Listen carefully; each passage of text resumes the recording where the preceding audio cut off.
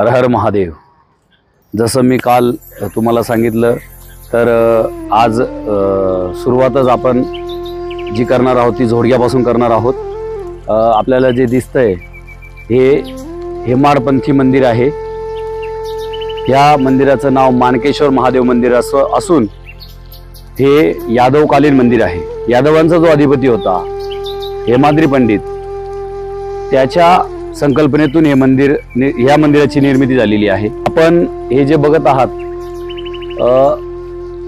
प्रवेशद्वारासमोर जे दोन कीर्तिमुख आहेत या मंदिराला, हे कीर्तिमुख आपण भारतात जेवढे भी प्राचीन शिवमंदिर आहेत त्याच्यात प्रवेशद्वारासमोर हे एकच कीर्तिमुख असतं, परंतु हे एकमेव असं मंदिर आहे की ज्याच्या प्रवेशद्वारात दोन कीर्तिमुख आहेत। आपण आता मंदिराच्या प्रवेशद्वारातून प्रवेश केलेला आहे। द्वारातून आपण आता मंदिराच्या सभामंडपापर्यंत पोहोचलो आहोत। हा सभामंडपाचा भाग आहे। आता आपण गाभाऱ्याकडे जाणार आहोत। जाण्याच्या वेळेस इथे देखील दोन कीर्तिमुख आहेत। असे एकूण 12 कीर्तिमुख या मंदिराला आहेत। शिव मंदिरांमध्ये विशेषतः तर कीर्तिमुखांची रचना असते। तर कीर्तीबद्दल मी सांगेल थोडं तुम्हाला, पण त्याआधी जेव्हा पण आपण जातो तेव्हा या कीर्तिमुखावर आपला पाय ठेवून मग आत प्रवेश करायचा असतो। ओम नमः शिवाय।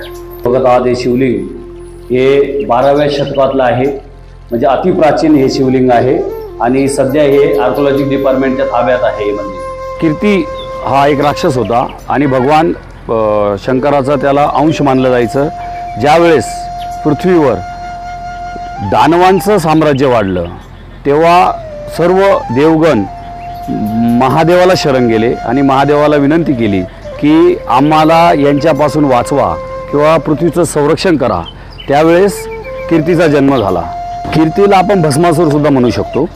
कीर्तीने मग त्यावेळेस सगळ्या दानवांना खाऊन संपवलं आणि मग त्याला खायला काही उरलंच नाही।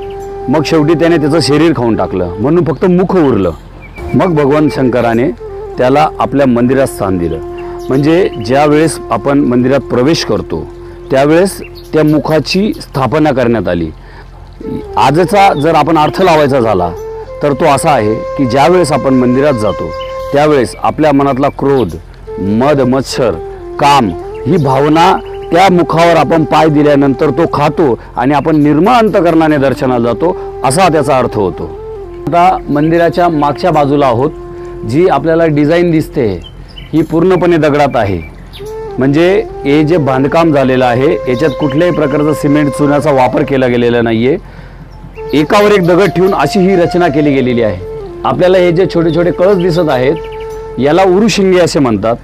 हे एकावर एक रचून अशी ही रचना त्या काळामध्ये केली गेलेली आहे। मी या मंदिराचा आणि एक महत्त्वाचा भाग आहे तो म्हणजे ह्या मंदिराची जी दिशा आहे ही पश्चिम पूर्व अशी आहे। जनरली मंदिरं सर्व पूर्व पश्चिम असतात, परंतु याची ह्या ठिकाणाची जी भौगोलिक स्थिती आहे ही अशी आहे की इथून 350 किलोमीटरवर मुंबईचा समुद्र आहे आणि ह्या बाजूला 350 किलोमीटरवर गुजरातचा देखील समुद्र आहे। त्यामुळे परतीचा जो पाऊस येतो हा दोन्ही साईडने येतो।